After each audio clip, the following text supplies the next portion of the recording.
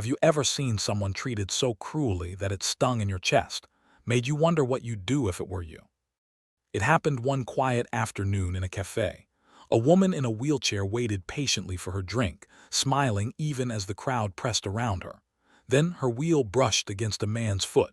He sneered, "Looks like wheels don't come with manners," before shoving her chair just enough to make her fall. The laughter that followed sliced through the room like glass. And then silence. Cups stopped clinking, conversations froze. From the corner, a shadow rose Jasonstatham, standing tall, eyes locked on the man who thought cruelty was entertainment. No one knew it yet, but what happened next would change how that cafe treated people forever. Before we continue, thank you for being here and supporting these stories. Each one reminds us that strength isn't about power, it's about compassion, about standing up when others look away. If you believe the world needs more kindness and courage, make sure to subscribe and stay with us. Your support helps us keep telling stories that matter. The cafe sat on the corner of Maple and 6th, the kind of place where the smell of roasted beans mixed with the hum of quiet chatter. Outside, autumn leaves scraped against the pavement. Inside, warmth and routine filled the air.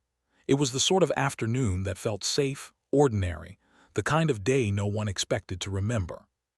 But Mia would. She'd been coming here for weeks, always at the same hour, the only time she could manage the trip from her small apartment 2 blocks away. The cafe had become her little piece of normal. The staff knew her by name. Her favorite table, the one near the window, waited like an old friend. She wore a soft gray sweater, her dark hair tucked behind her ears, her hands steady on the wheels of her chair. There was a calmness to her, the kind that comes from surviving long enough to stop explaining yourself. She wasn't asking for pity. She never did. She just wanted her cup of caramel latte and a quiet corner to read. That's all. But peace has a strange way of drawing out cruelty, like moths to light. At a table near the center sat a group of men in suits, loud and careless. They weren't regulars. You could tell from the way they talked, too big for the room, as if they owned the air. One of them, tall with slick-back hair and a smirk that belonged in a bar fight, noticed Mia as she maneuvered past. "Watch your wheels, sweetheart," he said, loud enough for his friends to hear. "Don't want to scuff the shoes." The others chuckled, the kind of laugh that says, "We know it's wrong, but we'll do it anyway." Mia froze for a second, then offered a small, polite smile, the kind that wasn't really a smile at all, and continued toward the counter. She'd learned long ago that sometimes the only way to win was not to react. But her hands trembled slightly as she adjusted her chair's position, trying to shake off the sting. Behind her, one of the men whispered something that made the others burst out laughing again. She caught a word, charity. Her jaw tightened. The barista, a young woman named Eliza, gave her an apologetic glance as she placed the coffee cup on the counter. "Ignore them," she said quietly. "They're jerks. Happens more than you'd think." Mia smiled faintly. "I'm used to it." But that wasn't true. No one ever really gets used to humiliation. They just learn to hide how deep it goes. She turned her chair and began to make her way back toward her table. That's when her wheel brushed lightly against the leg of the man's chair, an accident so small it shouldn't have mattered. But to him, it was an opportunity. He turned sharply, his voice cutting through the hum of the cafe. "Hey, you think you can just roll over people now?" Mia's face went pale. "I'm sorry, it was an accident." "Yeah, I'll bet it was." He leaned back, smirking, then looked around the room, feeding off the attention. "Looks like wheels don't come with manners, huh?" The laughter returned, louder this time. A few people glanced over, some frowned, others looked away. The kind of silence that hides behind fear. Mia's throat tightened. She tried to move past him, but he shifted his chair just enough to block her. "Say sorry again," he said, that cruel smirk still plastered across his face. She hesitated. "I said it already." He leaned closer. "Then say it like you mean it." Something in her chest cracked, not anger but exhaustion, the kind that comes from years of swallowing the same humiliation. She turned her head away, refusing to give him what he wanted. That's when he shoved the side of her wheelchair just a little, just enough to tilt it. Her balance broke, the chair lurched, and she fell sideways. The cup hit the floor first, splattering coffee across the tiles. Her book followed. Then silence. For a second, no one moved. The sound of the cup rolling echoed like a heartbeat. And then the laughter began again. One of his friends muttered, "Easy, mate," but even he couldn't help the grin. Jasonstatham had been sitting in the far corner by the window, a black hoodie pulled low, his cup half finished. He hadn't meant to get involved, not yet. He'd seen scenes like this before, too many times. But there was something about the sound of her fall, the sharp crack of the cup, the way her hand trembled as she tried to get back into her chair, that did something to him. He stood up slowly. The man was still laughing when Jason approached. His friends noticed first, their grins faltering. Jason crouched beside Mia, helping her steady her chair without saying a word. His movements were calm, deliberate, protective, but gentle. Once she was upright, he looked at her, voice low and steady. "You okay?" She nodded, her eyes wet. "Yeah, thank you." He gave a small nod, then stood. When Jason turned toward the man, the whole cafe felt it. The air tightened. The laughter died. Even the coffee machine hissed quieter. The man leaned back in his chair, trying to keep his smirk. "What, you her bodyguard or something?" Jason's tone was even. "No, just someone who doesn't like cowards." The man scoffed. "Coward, you don't even know what happened." "I know enough." Jason's eyes didn't move. He didn't blink. The silence stretched so thin you could hear the clock ticking. Finally, the man stood, puffing his chest. "You don't want to do this, mate." Jason tilted his head slightly. "You sure about that?" His voice wasn't loud, but it carried weight, the kind that made even the walls lean in. The man took a step forward and Jason didn't move, didn't flinch, didn't need to. The manager rushed in from behind the counter, flustered. Hey, let's all calm down, okay? We don't want trouble in here."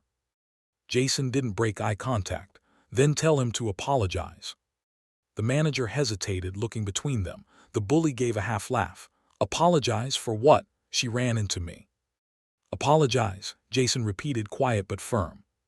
Something in his tone shifted, not anger, not threat, just authority. The kind that comes from knowing exactly what you're capable of. The man opened his mouth to argue, then saw Jason's eyes, cold, measured, unmoving. He swallowed hard. "Fine, whatever." He turned toward Mia, his voice low and forced. "Sorry." Jason didn't blink. "Say it properly." The man clenched his jaw. "I said sorry." Jason stepped closer, just one step, and the man stumbled back slightly, chair scraping behind him. "Try again," Jason said quietly. The room stayed frozen. "Sorry," the man muttered again, this time barely a whisper. Jason nodded once, satisfied. "Now leave." The man hesitated, glanced at his friends, but none of them met his eyes. He grabbed his jacket and stormed toward the door, mumbling curses under his breath. Jason waited until the door shut before turning back to Mia. "You sure you're okay?" She nodded, her voice shaking. "People, they just stared." He sighed softly. "Yeah, most people do." She smiled weakly. "Not you." He picked up her spilled book from the floor. To Kill a Mockingbird. "Can't stand watching someone get pushed around," he said. "Some lines you don't cross." Her eyes glistened. "Thank you."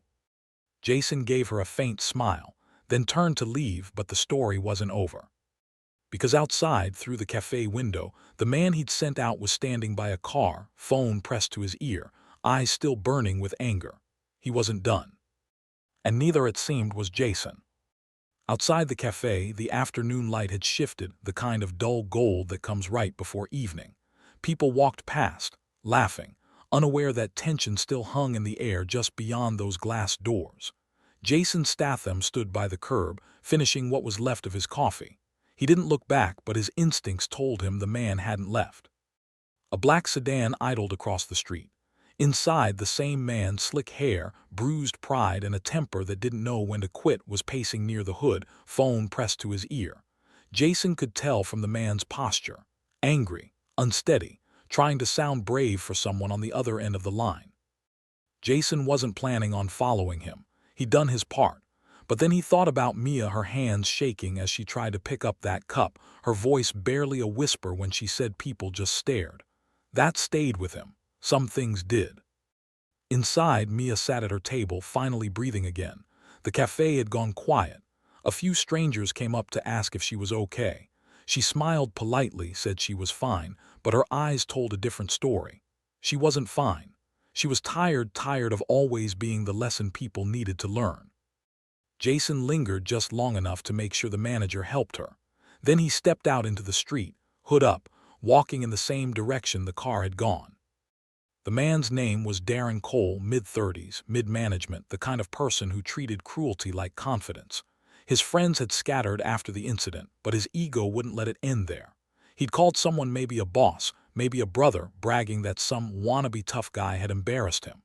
Jason followed from a distance, unhurried, letting instinct take the lead.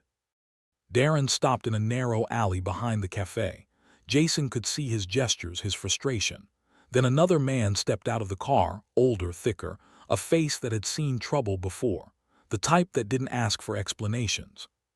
"You let someone embarrass you in public," the older man said, lighting a cigarette. "You make that right or people start thinking you're weak." Darren stammered. "He's some bloke, didn't look like much, just got in my face." The older man's eyes narrowed. "And you walked away." Darren hesitated, then nodded. "Then fix it," the man said coldly. "People like him only understand one thing: pressure. You bring it to him, or you'll be the one answering to me." Jason had heard enough. He wasn't looking for a fight, but he knew what came next if he didn't act. Guys like that didn't learn through words. They learned through reality. He turned back toward the cafe. When Jason re-entered, the room went silent again. Mia was still there, but now she was talking softly to the barista, her voice steadier. Eliza gave Jason a look, a mix of gratitude and worry. "Thanks for what you did," she said quietly as he passed. "Most people wouldn't have." Jason nodded, just making sure she gets home safe. Mia looked up. "You don't have to." "I know," Jason said gently, "but I want to." They waited outside while the staff closed up. The streetlights flickered on, the last glow of sunset fading behind the buildings. Mia's apartment was only 2 blocks away, but Jason insisted on walking beside her. The night air was crisp, filled with city noise, distant sirens, laughter from a bar, the hum of traffic. She told him bits and pieces about her life. How she'd been in the chair for 6 years. How she used to teach art before her accident. How people's stares changed after that, as if her entire identity had shrunk to a chair on wheels.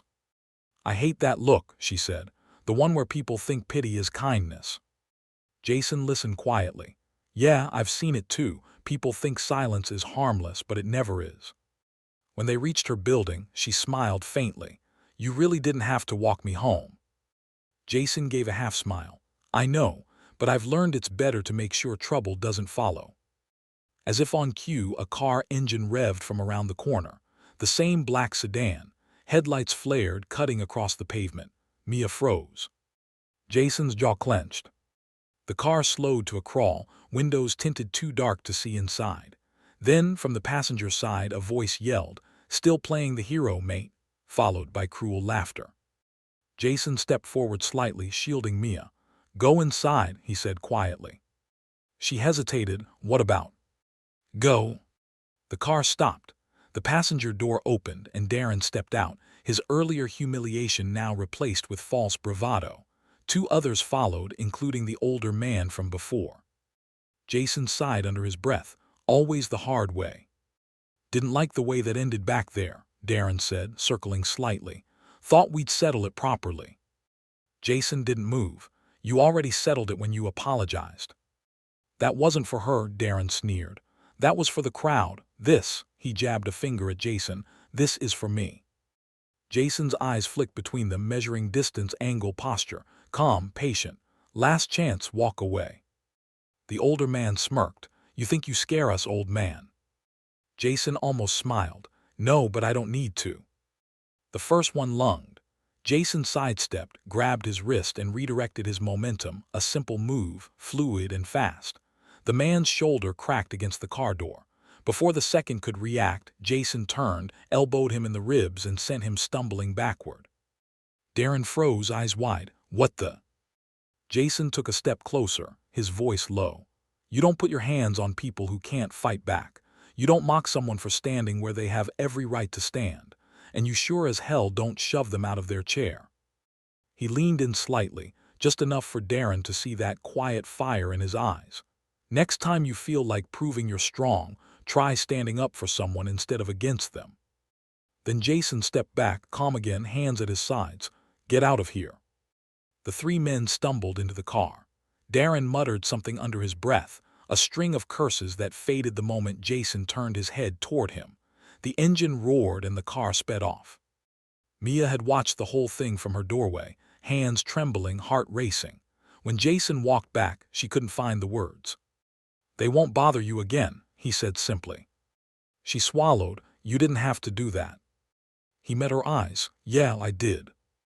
There was a quiet between them, the kind that wasn't empty, just heavy with everything that didn't need saying. "Why'd you step in?" she finally asked. Jason looked down the street, then back at her. "Because once someone didn't step in for me." Her eyes softened. "And it changed you." He nodded. "Yeah, it did." He turned to leave, but she called after him. "Jason." He stopped. "Thank you for seeing me." He gave a faint smile, one that didn't quite reach his eyes but carried warmth all the same. "You were never invisible. Some people just need to open their eyes." Then he walked away, his shadow stretching long under the streetlights. The next morning the café buzzed with quiet gossip. Word had spread fast, not about the fight, but about what came after. The manager had posted a sign near the door. "Respect is the rule here, no exceptions." Mia rolled in around noon. People actually moved to make room this time. No one looked away. No one whispered. The same barista from yesterday handed her a cup free of charge. "On the house," Eliza said with a smile. "You've got a friend in high places, huh?" Mia chuckled softly, something like that. As she looked around, she noticed something pinned to the corkboard near the counter, a folded napkin with a single handwritten line. "Strength doesn't always stand tall. Sometimes it rolls in quietly and keeps going." She didn't need to ask who wrote it. Later that evening, Jason sat on a park bench not far from the cafe, a takeaway cup in hand. The sun dipped behind the trees, casting long shadows over the path. Across the street, Mia was helping a young boy, maybe 10, who dropped his sketchbook. She smiled, helped him gather his papers, and said something that made him laugh. Jason watched for a moment, then stood. He had places to be, other lives to walk into, other moments where silence might need breaking. But as he walked away, a small smile tugged at the corner of his mouth. Some fights weren't about winning. They were about reminding the world what decency looked like. And sometimes, all it took to change a room was one person refusing to stay seated when it mattered. That night the cafe lights dimmed, and the world moved on, but for those who'd been there, the memory stayed. The sound of a cup rolling across the floor, the silence that followed, and the quiet man who stood up when no one else did. Because strength isn't loud, it doesn't need to be. It just shows up, exactly when someone needs it most.